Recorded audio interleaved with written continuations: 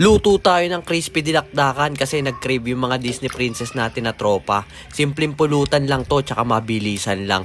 Meron nga lang pala ako ditong sibuyas, bawang, laurel, tapos maraming asin. Ayan lang yung ipang papakulo natin dun sa liempo natin. 4 na pirasong liempo nga lang pala yan. Saktong pampulutan lang, pero kinulang pa kami dyan kasi napakasarap talaga yan. Tapos ganyan lang, pagsama-sama nyo lang dyan sa pinapakulo nyong tubig, yung baboy, yung liempo. Tapos tagin nyo ng maraming asin para malasa. After 30 minutes, pag kulong-kulo na, tsaka medyo malambot na yung baboy, hanguin nyo na. Palamigin nyo muna kahit mga 15 minutes lang para matanggal lang yung mga basa-basa niya dyan. After 15 minutes, tapos mainit na yung mantika nyo, ito na, bakbakan na. Mag-ingat lang kasi naglalaban yung mga baboy na yan, magpuputukan yan, kaya mas maganda kung tatakpan nyo. Naprito na natin yung 4 na liempo natin, hiwain lang natin ng maliliit para mas dumami, tsaka madaling kainin.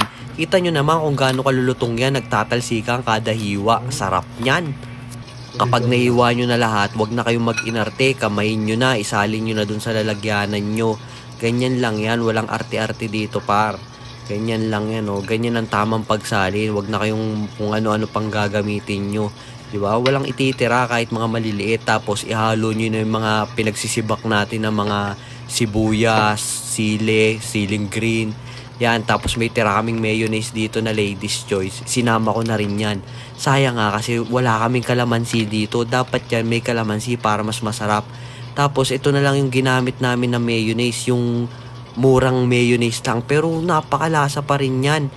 Talagang basta may mayonnaise, lasang-lasa mo ang dinakdakan. Tapos dagdag ka ng konting liquid seasoning na Knorr. Yan talaga rin ang magpapasarap yan. Tapos konting suka. Sayang nga, wala na akong suka na galing sa JM Tapsi ni Yaku.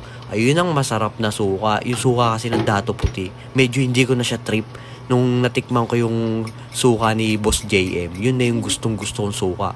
Tapos konting tapamins lang, 'di ba?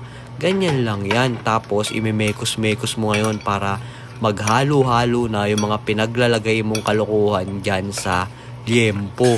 Ganyan lang yung mabisang dinakdakan na mabilisan. Mabisa na mabilisan na dinakdakan. Ready to eat na kagad 'yan. Ayos.